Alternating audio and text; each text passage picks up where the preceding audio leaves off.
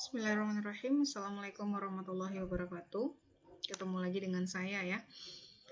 Nah, semoga teman-teman dalam keadaan sehat walafiat selalu diberikan limpahan rahmat dan karunia oleh Allah Subhanahu wa taala. Baik, langsung saja pada hari ini kita akan masuk mengenai permeabilitas tanah. Apa itu permeabilitas tanah? Yaitu secara singkat, yaitu sifat tanah yang mengalirkan air melalui rongga pori tanah. Jadi kata kuncinya di sini adalah aliran air melalui rongga pori tanah, ya. Jadi ini yang disebut permeabilitas tanah. Jadi ini tergantung dari sifat tanahnya, permeabilitas tanah ini. Ya, kalau misalnya permeabilitas tanah ini lambangnya adalah K, dilambangkan K dengan satuan panjang per second itu biasanya, atau meter per second itu bisa. Jadi satuannya seperti itu. Nah, kita akan bahas ini sedikit terminologi. Yang pertama yaitu permeable. Ya, ada yang istilah permeable. Istilah permeable ini dimaksudkan untuk tanah yang benar-benar memiliki sifat lolos air, sifat meloloskan air. Jadi tanah apa saja yang meloloskan air? Jadi kalau misalnya kita lihat di lapangan, itu ada tanah sand, pasir, kemudian clay lempung, dan silt lanau.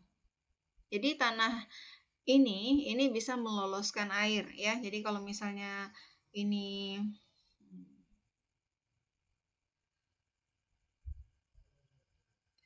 misalnya di sini tanah sand, di sini clay. Ini kalau misalnya kita ada air di sini, ini akan mengalir ke bawahnya, ke tanah yang di bawahnya. Jadi tanah seperti ini yang disebut yang bisa meloloskan air. Nah, sedangkan yang kedua ini impermeable atau bahasa kitanya itu kedap air. Ini dimaksudkan tanah yang tidak memiliki kemampuan meloloskan air. Seperti di sini adalah batuan atau rock. Jadi kalau sudah batuan, bongkahan batuan, itu jelas dia tidak bisa mengalirkan air. Ya, seperti ini. Nah, ini tidak bisa kedap air namanya. Jadi ini disebut impermeable atau kedap air. Ini dia. Ini yang berdasarkan jenis tanah ya. Nah, kemudian ini yang saya maksud, ini aliran air dalam tanah atau permeabilitas tanah, atau ini disebut juga hydraulic conductivity. Ya, biasanya disebut seperti itu. Nah, ini ada tiga gambar di sini. Ini yang bersifat loose, ya, longgar.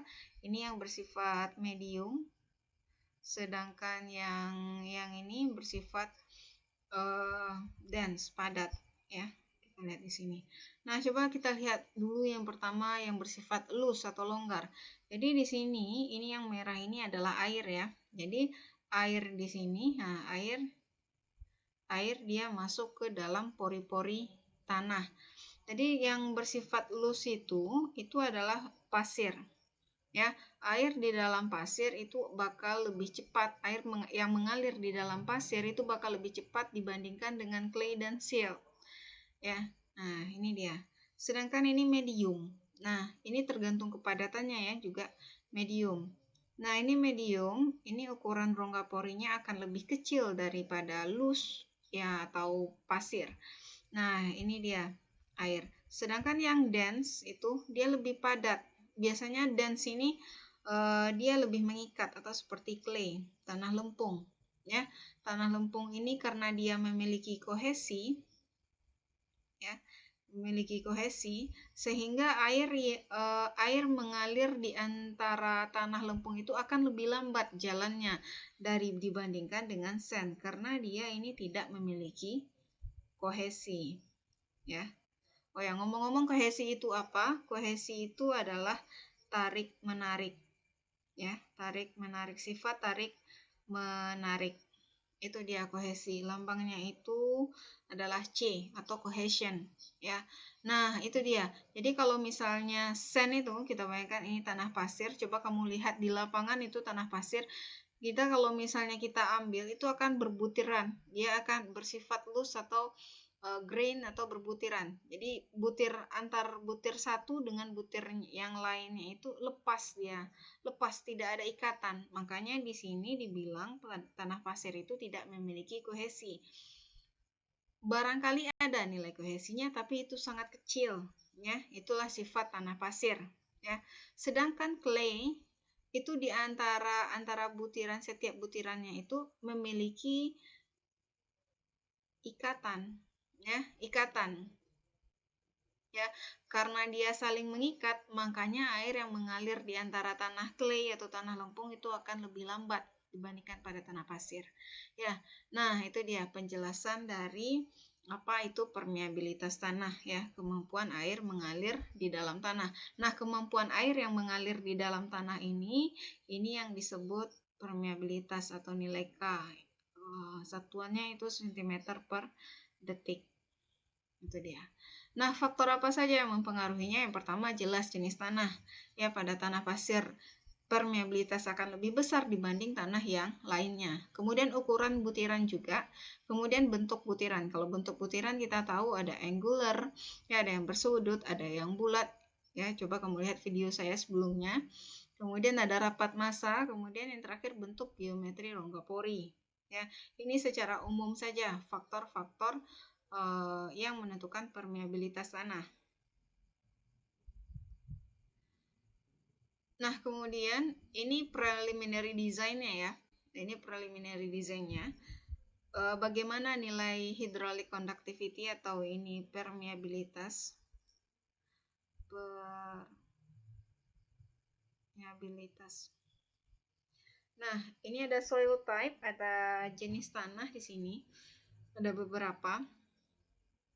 Nah, kalau misalnya clean gravel, ya, berarti gravel itu adalah kerikil bersih ya, kerikil murni. Ini lambangnya GWGP, coba kamu lihat lagi di USCS. Nah, USCS, klasifikasi tanah berdasarkan USCS ya.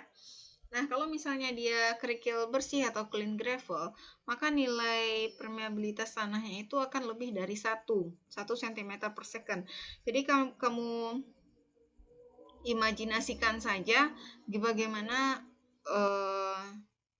permeabilitas tanah itu 1 cm bergerak, air dalam aliran tanah itu bergerak 1 cm per detik. Nah, itu dia, cepat ya. Itu dia clean gravel. Ya, dan deskripsinya itu permeabilitasnya tinggi ya, high. Kemudian drainage-nya bagaimana? Sangat bagus karena cepat mengalirkan air. Kemudian yang kedua ada clean sand and gravel mixture. Jadi kalau misalnya pasir bersih ya, itu 1 sampai 10 pangkat min 3 cm per second. Deskripsinya permeabilitasnya berarti dia medium ya, drainage-nya bagaimana? Good. Bagus ya. Sedangkan kalau fine sand itu tanah pasir halus sekali, kemudian silt, lanau, kemudian mixture comprising sand, campuran tanah pasir, silt, lanau, and clay, lempung, itu 10 pangkat min 3 sampai 10 pangkat min 5. Jadi permeabilitasnya itu adalah sangat rendah di sini. Drainage-nya bagaimana? Poor, tidak baik, buruk ya. Karena dia sangat lambat ya, drainage-nya itu, alirannya itu lambat. Oke. Kemudian ada lagi silty clay. Ini silt and silty clay ini lempung atau lanau, ini bakal lebih kecil lagi, 10 pangkat min 5 sampai 10 pangkat min 7. Permeabilitasnya itu sangat rendah, drainage-nya sangat buruk ya. Kemudian homogeneous clay. Nah, ini kalau misalnya murni clay, ini sangat-sangat kecil nilai permeabilitasnya, yaitu kecil dari 10 pangkat min 7. Ya. Nah, ini biasanya practically impervious atau kedap air di sini. Kedap air sangat sulit untuk meloloskan air, ya. Sangat sulit untuk meloloskan air. Nah, drainage-nya sangat buruk di sini. Nah, itu dia. Karena clay ini merupakan butiran tanah yang paling kecil, ya. Ini butiran tanah yang paling kecil. Clay, lempung ya. Urutannya itu mulai dari gravel, kemudian sand, kemudian silt, kemudian clay. Nah, ini yang paling kecil. Nah, ini bentuk nilai-nilai permeabilitas tanah berdasarkan jenis tanah, ya. Jadi yang kita pelajari di sini adalah bagaimana menentukan nilai permeabilitas tanah. Nah, permeabilitas tanah ini sendiri gunanya untuk apa, Bu? Untuk apa di dunia teknik sipil? Banyak, gunanya banyak. Membuat dam, check dam atau bendungan, kemudian sheet pile. Kalau sheet pile itu berada biasanya untuk menahan muka air, ya, itu berguna sekali. Berguna sekali untuk bangunan-bangunan yang berhubungan dengan air. Nah, ini gunanya nilai permeabilitas tanah ini. Nah, bagaimana cara menghitung aliran air dalam tanah atau disebut juga ini aliran air dalam tanah ini, biar nggak rancu, disebut juga permeabilitas tanah. Bagaimana cara menentukannya? Yang pertama itu dengan menggunakan persamaan Bernoulli, ya. Yang kedua menggunakan hukum Darcy. Ya, kita lihat satu persatu. Yang pertama persamaan Bernoulli dulu, ya, persamaan Bernoulli. Apa itu persamaan Bernoulli? Yang pertama, tinggi energi total dapat dihitung dengan menggunakan persamaan ini, ya. H sama dengan U per gamma W ditambah V kuadrat per 2G ditambah Z, ya. U per W ini adalah tinggi tekanan, yang ini tinggi kecepatan, yang Z ini tinggi elevasi. Ini kenapa saya coret ini?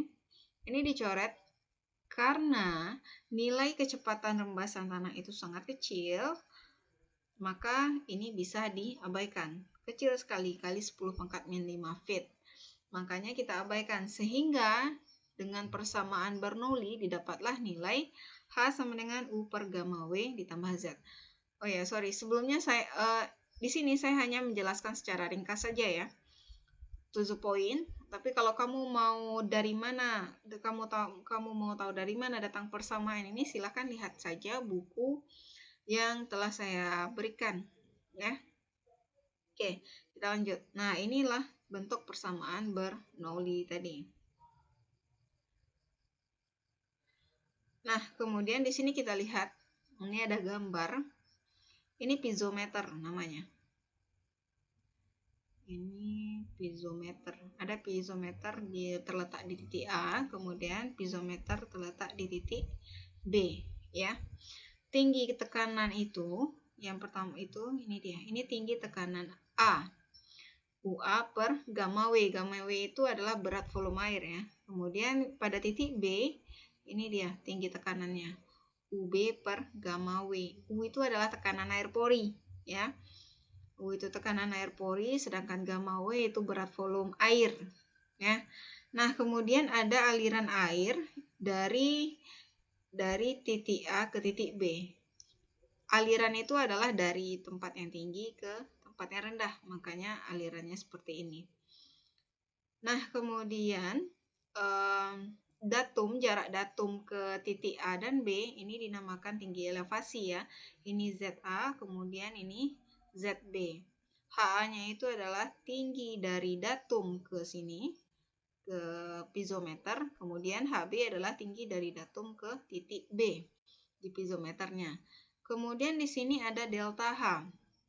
Di sini ada delta H. Delta H ini dinamakan kehilangan energi. Kehilangan energi akibat gesekan, ya. Bagaimana cara menghitung delta H ini? Rumusnya adalah ini dia. HA dikurang dengan HB. HA tadi adalah yang rumus sebelumnya, ya. Kamu lihat slide sebelumnya dengan rumus sebelumnya.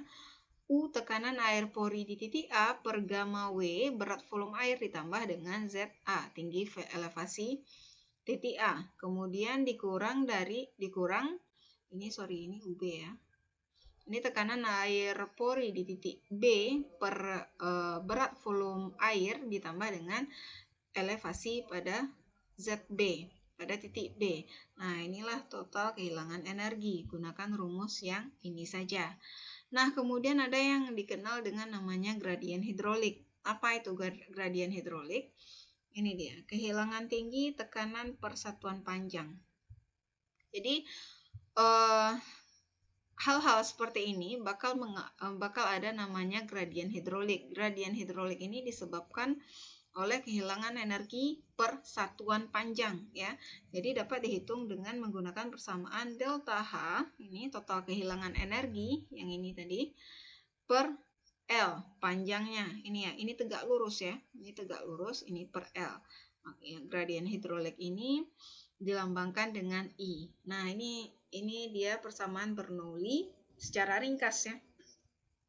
Kalau kamu mau tahu, sekali lagi, kalau kamu mau tahu persamaan ini datangnya dari mana, silahkan lihat bukunya ya, karena terlalu panjang untuk dijelaskan di sini.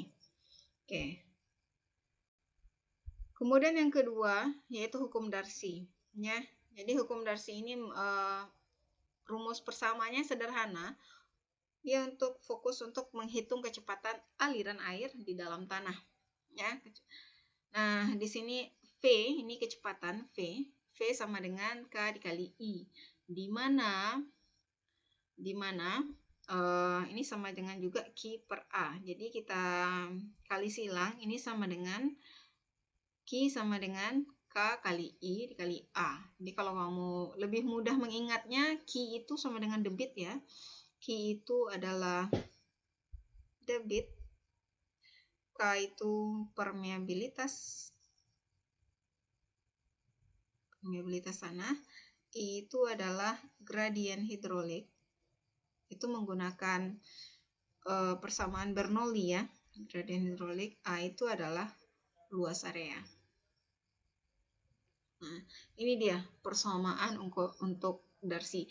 Jadi kita akan nanti menghubungkan persamaan Bernoulli dan persamaan Darcy. Ini bisa dihubungkan. Nah, ini masih dengan hukum Darcy. Di sini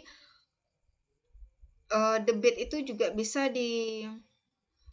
dihitung dengan menggunakan V dikali AV ditambah AS, atau singkatnya AV dikali dengan VS. Nah, VS itu apa? Ini dia. Kamu lihat aja sendiri rumusnya di sini.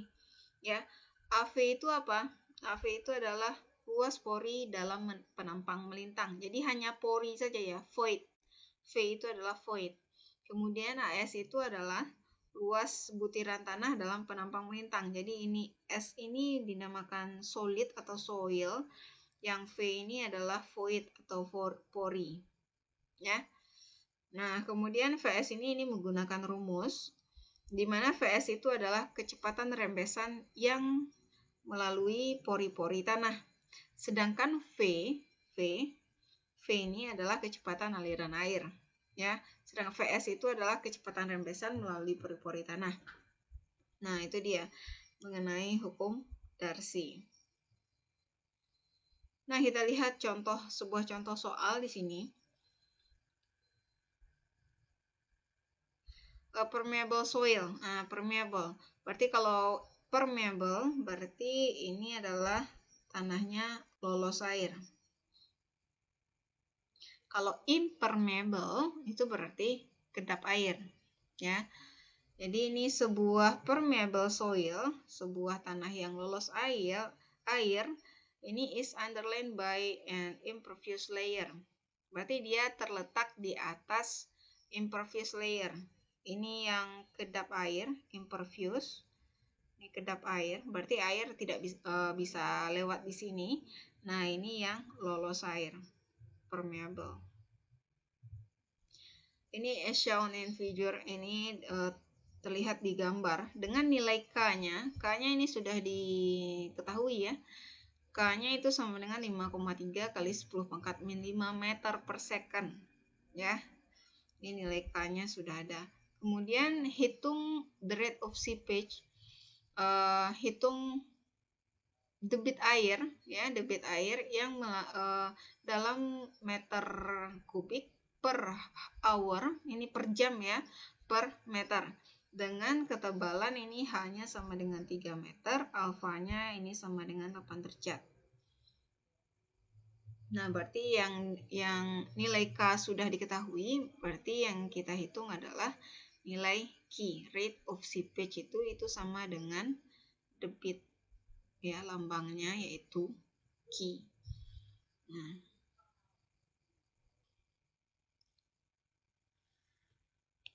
oke, kita masuk ke penyelesaiannya di sini. Di sini sudah ada, ini hanya 3, kemudian ini ada alfa 8 derajat. Nah, di sini kita diharuskan untuk menggunakan rumus trigonometri di sini ya. Jadi H ini karena ada sudut, berarti H menjadi 3 cos alfa. Kemudian di sini ada S cos alfa karena ada sudut. Nah, rumus yang kita gunakan untuk menghitung debit ini adalah hukum Darcy. Di sini ada. Ini dia hukum Darcy. Q sama dengan K dikali I dikali A, atau nilai permeabilitas dikali dengan gradien hidrolik dikali dengan luas area. Nah, nilai K kita sudah dapat. Sudah diketahui nilainya 5,3 kali 10 pangkat 5 meter per second. Sedangkan nilai I itu sebenarnya belum diketahui ya. Nilai gradien hidrolik, di mana nilai I ini sama dengan delta H per L. Delta H-nya itu adalah total kehilangan energi. Kehilangan energi dari titik 1, titik 2. Ini misalnya titik A, dan ini adalah titik B. Ya, jadi ada kehilangan energi di sini antara titik A dan titik B. Ini yang dinamakan delta H. Karena dia sudutnya sudah ada, ketinggiannya juga sudah ada, kita tinggal mengurangkannya, itu sama dengan delta H sama dengan S tan alfa per L sama dengan S cos alfa. Jadi L-nya bukan L yang ini L-nya adalah yang di sini. Ya, karena dia memiliki sudut, ya, berarti S per cos alfa sama dengan sin alfa atau sama dengan sin 8 derajat. Nah, ini nilai gradien hidroliknya. Jadi K dikali sin alfa, A-nya bagaimana? Luas areanya bagaimana? Ini luas areanya ada 3 cos alfa dikali 1. Kenapa dikali 1? 1 ini menunjukkan per satu satuan atau per 1 meter, ya. Nah, itu dia dikali 1. Sehingga nilai Q sama dengan K-nya sudah ada. Kemudian sin alfa sama dengan sin 8 derajat dikali luas areanya itu 3 cos 8 derajat dikali 3600. Karena yang dimintanya adalah meter per hour atau meter per jam. Makanya dikali 3600. Sehingga debit air menjadi 0,0789 meter kubik.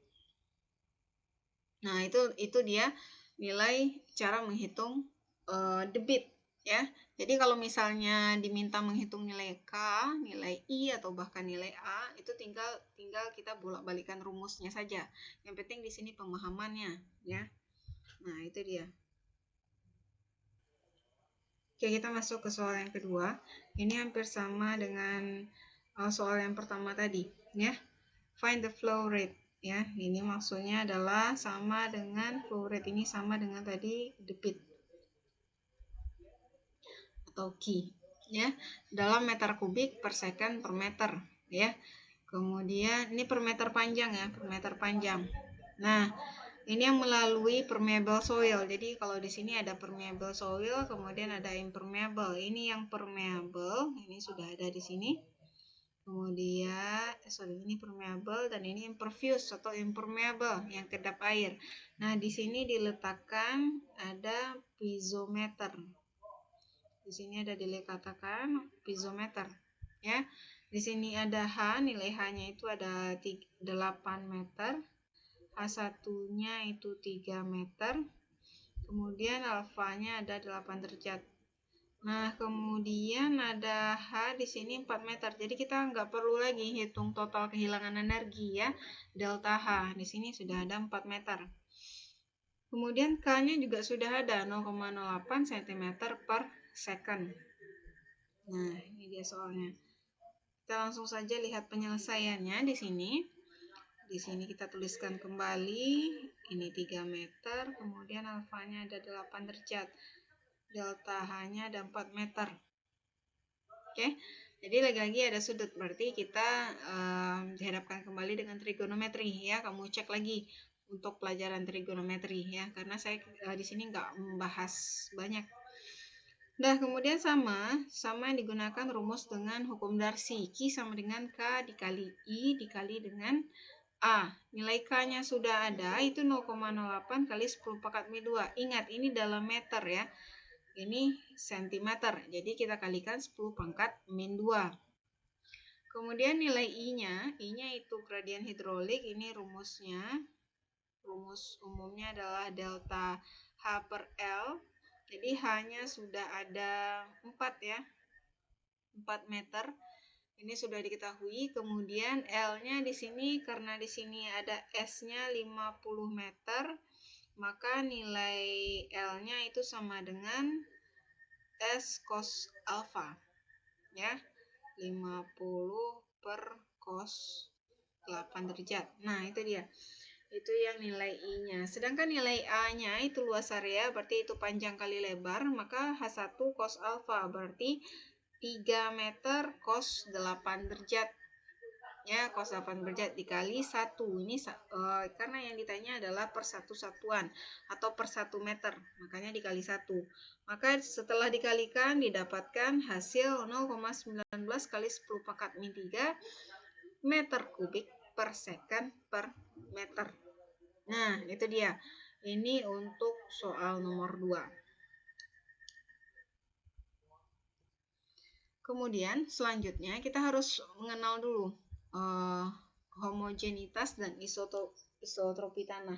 Jadi tanah ini tidak seluruhnya homogen, ya, tidak seluruhnya homogen atau sama dari atas sampai ke bawah. Jadi kita harus tahu dulu. Jadi di sini nilai permeabilitas itu ada yang pada arah vertikal yang disebut KV, ya, KV ini vertikal. Kemudian ada lagi pada arah horizontal. Ini nilai permeabilitasnya, ya. Jadi kita lihat definisinya masing-masing, ya. Di sini ada 4, ya, ada 4. Yang pertama yaitu homogen. Ya, jadi kalau homogen berarti tanah lapisan 1 sama dengan tanah lapisan 2. Ini kita anggap ada 2 lapis di sini ya. Jadi kalau misalnya homogen berarti lapisan 1 ini sama dengan lapisan 2, di mana nilai KV1 sama dengan KV2, KH1 sama dengan KH2. Itu yang homogen. Sedangkan isotropik itu dia memiliki persamaan arah X dan arah Y. Maksudnya adalah di sini KV1 ini sama dengan KV2, ini sama. Ini sama. Sedangkan pada arah horizontal dia tidak sama. Ya. Ini tidak sama. Jadi hanya pada arah nilai permeabilitas arah vertikal saja yang sama, sedangkan pada arah horizontal itu tidak sama. Oke. Nah, kemudian anisotropik itu nilai permeabilitasnya beda arah X dan Y. Di mana nilai KH1 tidak sama dengan KV1, ya. Ini tidak sama. Ya, ini juga tidak sama. Antara vertikal dan horizontal itu tidak sama. Oke, itu anisotropik. Sedangkan heterogen itu benar-benar tidak ada yang sama sekali. Ya. Kalau heterogen di sini horizontal yang satu tidak sama dengan horizontal lapisan kedua. Kemudian vertikal satu tidak sama dengan lapisan kedua. Memang benar-benar berbeda. Itu yang disebut heterogen. Jadi kalau homogen dia sama antara horizontal dan vertikal, sedangkan kalau isotropik itu pada horizontalnya itu tidak sama, sedangkan vertikalnya itu sama. Kemudian anisotropik antara vertikal dan horizontal itu tidak sama dalam satu layer, ya. Kemudian sedangkan heterogen itu antara lapisan 1 dan lapisan 2 itu benar-benar tidak sama. Nah, itu dia perbedaannya antara homogen, isotropik, dan anisotropik juga heterogen. Ini dia.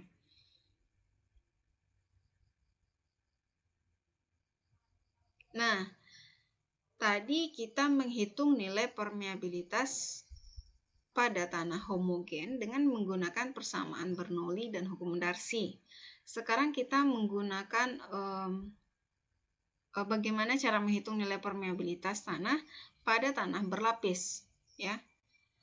Nah, ini ada beberapa, ya. Ini kita lihat ada berapa lapisan ini? Ada HN. Sorry.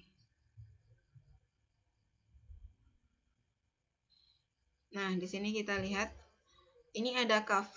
KV itu permeabilitas pada arah vertikal dan KH itu pada arah horizontal.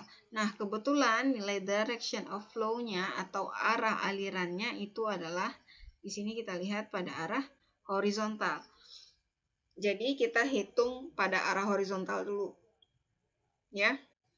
Ini arah horizontal dengan ketinggian tanahnya ada H1, H2, H3 sampai dengan HN.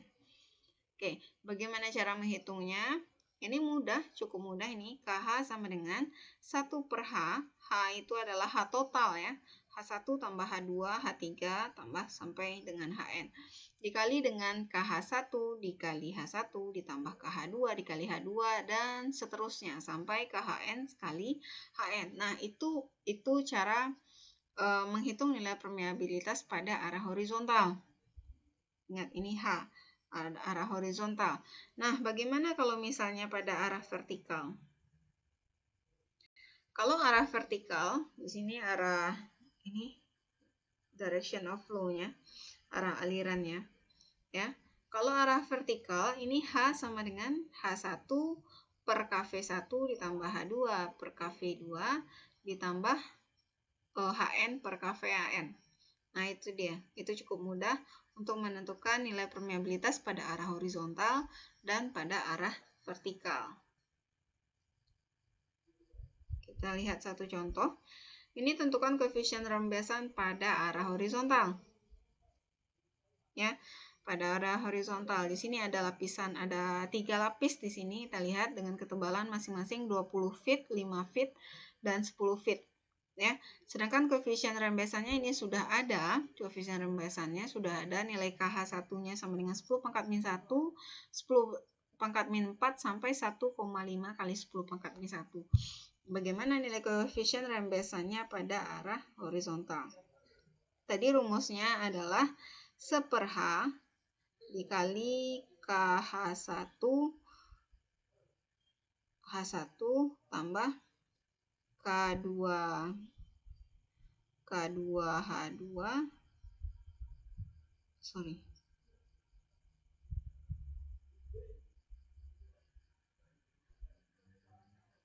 K1 H1 ditambah K2 H2 karena ini 3 lapisan sampai K3 H3. 1 per H-nya bagaimana? H-nya itu adalah H total 20 tambah 5 ditambah 10 itu sama dengan 35 meter ya. Sorry, bukan meter, feet ya.